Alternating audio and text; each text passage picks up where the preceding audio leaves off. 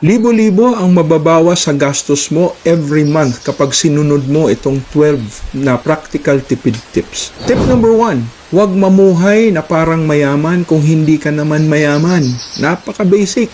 Marami ang nagkakaproblema sa pera dahil masyadong maluho sa buhay. Sinusunod nila ang lifestyle ng mga mayayaman na hindi naman nila afford.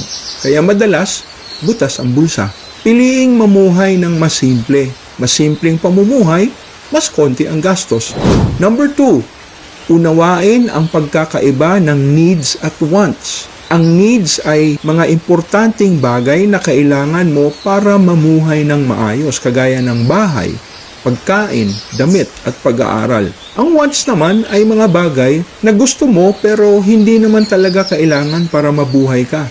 At kadalasan, ito ay luho lang. Para mabawasan ang gastos, ilaan ang malaking bahagi ng iyong kita sa needs mo ngayon at para sa future needs mo. At paminsan-minsan lang gumastos sa mga wants. Number 3, mag-set ng financial goals. Isa sa pinakamabisang paraan para umiwas ka sa unnecessary na gastos ay ang pagkakaroon ng financial goals. Kung alam mo kasi na meron kang kailangang ma-accomplish na goal na nangangailangan ng malaking amount, magdadalawang isip ka na gumastos lalo na sa mga walang kwentang bagay. Number 4, maging proud sa pagiging kuripot at makunat. Walang dapat ikahiya kung ikaw ay tawaging kuripot o makunat kung tamang pagtitipid naman ang iyong ginagawa. Ano ngayon kung tawagin ka ng ibang tao na kuripot dahil masyado kang matipid? Pera mo naman yan, kaya ikaw ang masusunod kung paano mo ito gagamitin.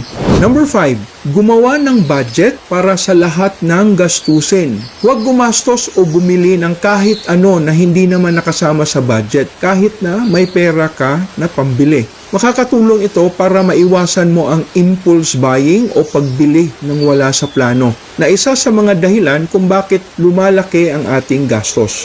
Number 6, iwasan ang mga lugar, activities at sitwasyon na mapapagastos ka. Kung nahihirapan kang pigilan ang sarili na gumastos kapag nasa mall, di iwasan mong pumunta madalas sa mall. Basic lang, di ba? Number 7, iwasan lahat ng uri ng sugal, legal man o illegal. Wala ka talagang panalo sa sugal. Manalo ka man minsan, pero mas malaki pa rin ang talo mo. Isipin mo ito, kung bibili ka ng loto araw-araw, gagastos ka ng 7,000 sa loob ng isang taon. Base sa research, mas malaki pa ang posibilidad na tamaan ka ng kidlat ng 3 beses kaysa manalo ng jackpot sa loto. Para malaman ang iba pang tipid tips, i-check mo ang comment section. At huwag kalimutang mag-like, share, and follow para sa mas marami pang upak ni Maestro.